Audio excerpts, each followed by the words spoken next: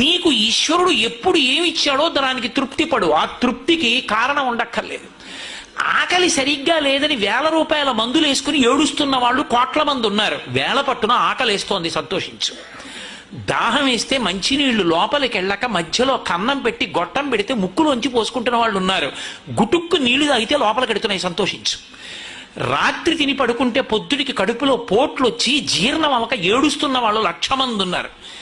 తిన్నది గుండ్రాయి అయినా సరే తెల్లారేటప్పటికి జీర్ణం అయిపోతోంది, సంతోషించు.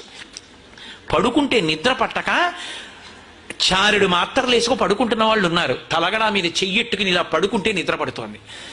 పుస్తకం ఉంటే తప్ప మాట్లాడలేని వాళ్ళు ఉన్నారు. వేదిక ఎక్కి కూర్చుని మాట్లాడడం మొదలు పెడితే గంగా ప్రవాహంలో వస్తోంది, సంతోషించు ఈశ్వరుడి కారుణ్యానికి. కొంతమంది కూర్చోలేని వాళ్ళు ఉన్నారు, కూర్చుంటున్నావు. నడవలేని వాళ్ళు ఉన్నారు, నడుస్తున్నావు. చూడలేని వాళ్ళు ఉన్నారు, చూస్తున్నావు. వినలేని వాళ్ళు ఉన్నారు, వింటున్నావు. ఈశ్వరుడు నీకు ఇచ్చిన దానికి ప్రతి క్షణం తృప్తితో ఓలలాడిపోవాలి. ఎన్ని మాటలు కృతజ్ఞత చెప్తావు.